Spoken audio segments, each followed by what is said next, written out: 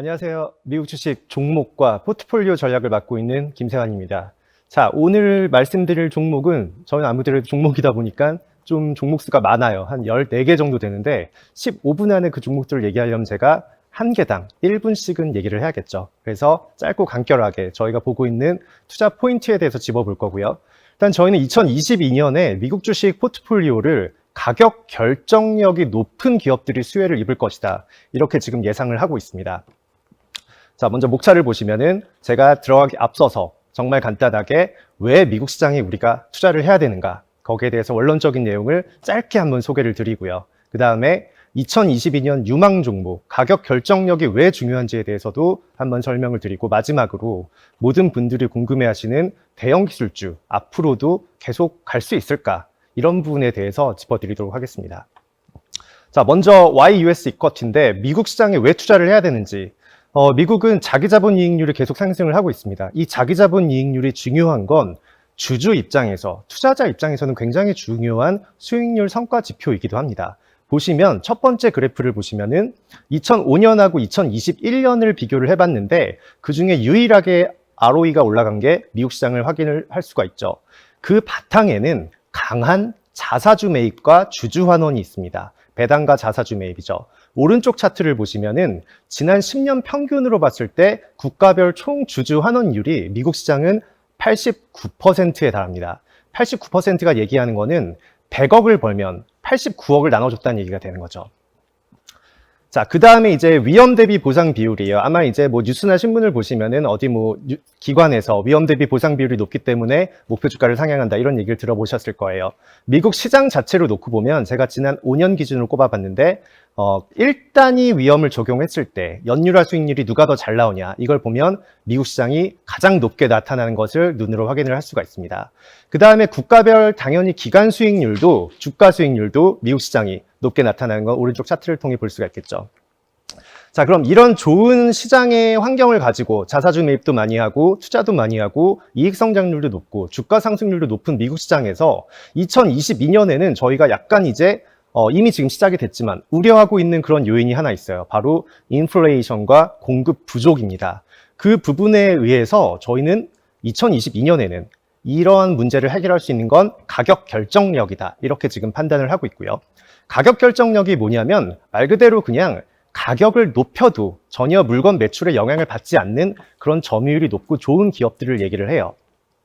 자, 인플레이션이 계속되면은 당연히 이제 공급에 대한 매출을 발생시킬 수 있는 제품을 만들 때 원자재 가격이 올라가면 제품 단가가 비용이 올라가겠죠. 그리고 공급 부족이 일어나면 물건을 좀 많이 팔아야 되는데 그것보다 많이 못 파니까 당연히 기업들은 가격을 올릴 수밖에 없는 그런 환경입니다. 하지만 여기서 제가 말씀드린 가격 결정력이 높은 기업들은 물건값을 평균보다 조금 더 올려도 매출의 지장을 받지 않으면서 매출 마진을 높일 수 있는 그런 구조를 가지고 있는데요. 자, 가격 결정력을 제가 정의를 해보면 저희가 제시하는 정의는 시장 점유율은 일단 20%가 넘어가야 됩니다. 그리고 업종 평균 대비 높은 매출 총이익률, 매출 마진이 높은 거죠. 그리고 가격을 인상해도 매출이 지속적으로 증가하는 그런 기업을 집중을 하고 있습니다.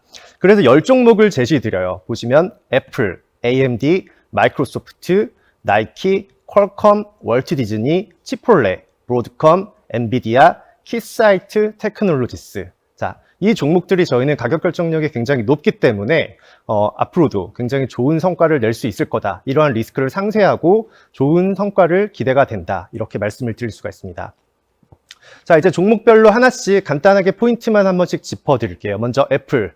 아이폰 평균 판매 단가가 지속적으로 상향되고 있습니다. 특히 아이폰 12 같은 경우는 여러 가지 모델이 있잖아요. 이제 싼 모델부터 비싼 모델까지. 근데 비싼 모델이 많이 팔리면서 이 평균 판매 단가가 높아지고 마진도 같이 따라서 오르고 있습니다. 그리고 안드로이드 같은 경우는 이제 앱 수수료를 조금 올렸지만 애플은 여전히 기본적인 틀은 30%대를 유지를 하면서 높은 마진율을 유지를 하고 있습니다. 물론 애플이 스마트폰 제조 시장 점유율은 54%에 달하기 때문에 이러한 막대한 점유율을 가지고 가격을 올려서 매출 마진까지 함께 올리는 구조를 가지고 있습니다.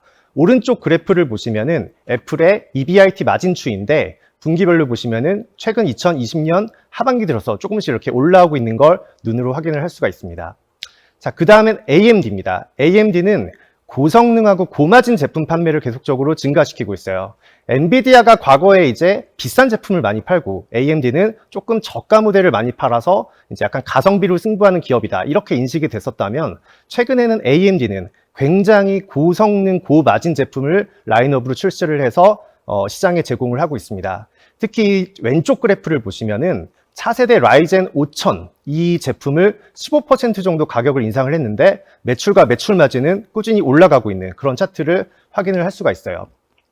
그 다음에 오른쪽 차트를 보시면은 이 AMD의 EBIT 마진 추이도, 영업 마진 추이도 꾸준히 이렇게 조금 최근 들어서 올라오고 있는 모습을 확인을 할 수가 있습니다. 그 다음에 마이크로소프트입니다. 마이크로소프트는 오피스 365 가격을 인상을 할 거다. 이렇게 지금 얘기를 해놨어요.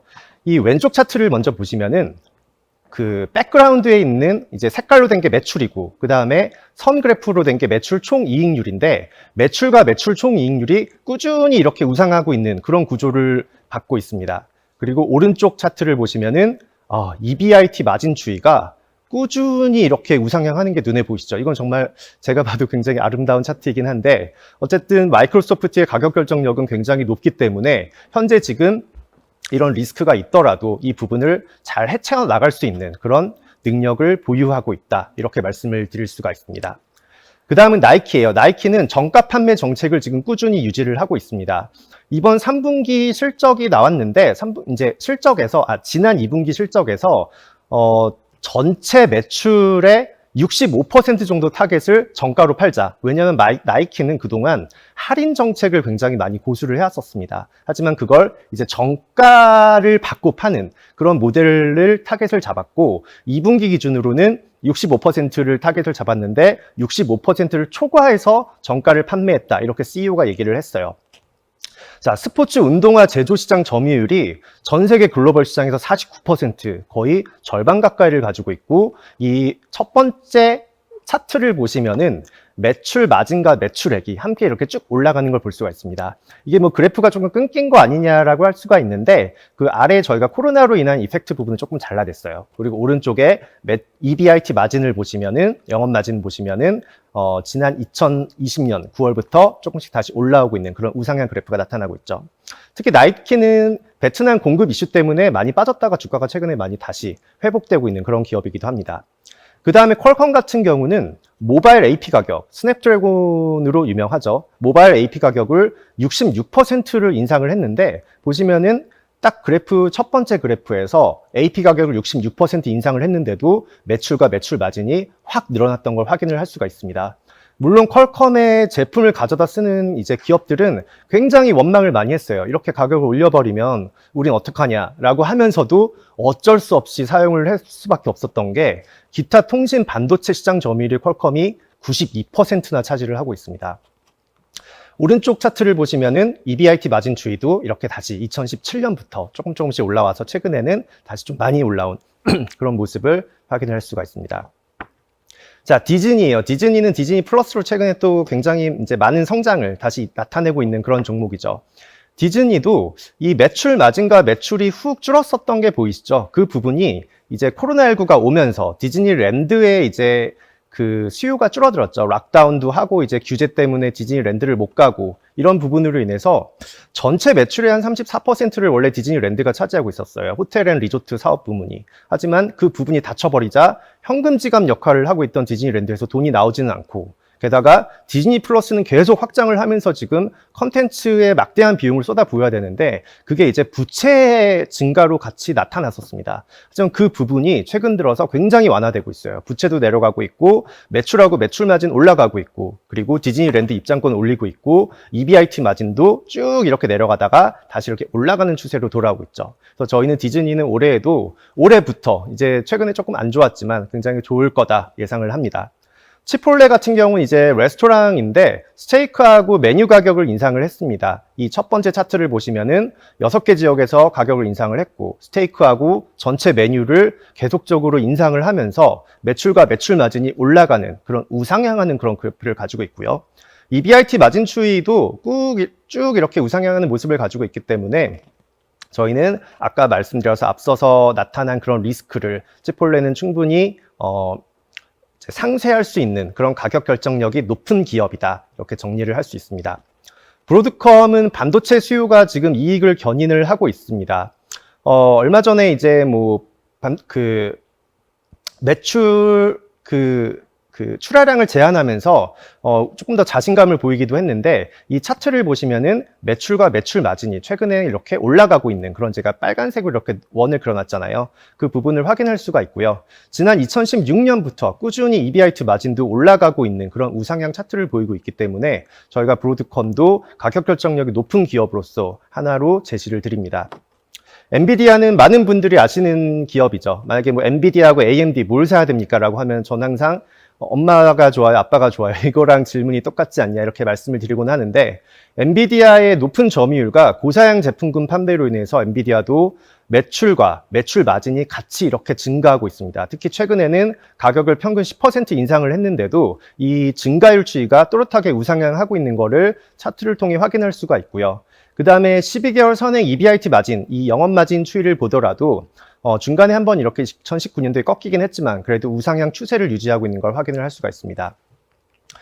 드디어 마지막 종목이네요. 키사이트 테크놀로지스는 통신 장비 시장에서 이제 테스트를 하고 있는 그런 기업인데 매출과 매출 마진 꾸준히 올라가는 건 차트를 통해서도 볼 수가 있죠. 그리고 통신 측정 및 진단기기 시장 점유율이 61%에 달하는 기업입니다.